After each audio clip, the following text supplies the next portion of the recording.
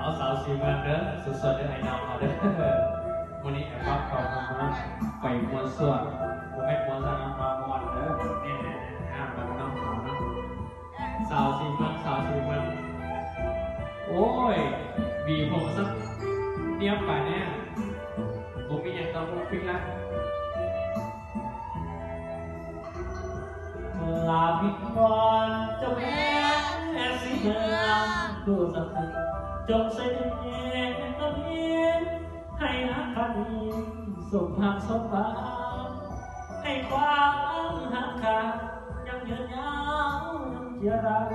สิ่งที่ข้าวัดมาคือให้ข้าได้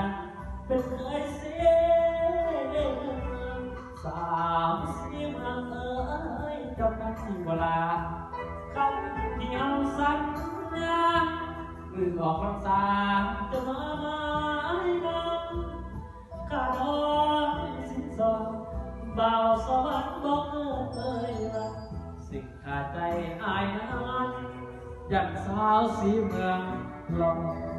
จอดวันนี้อย่าเสียเป็นรถกระทงนะ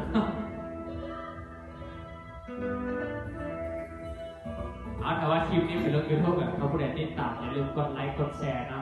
เอาผมกดซับสไครต์ที่นำไปตีฮอตเงินกันเอาไป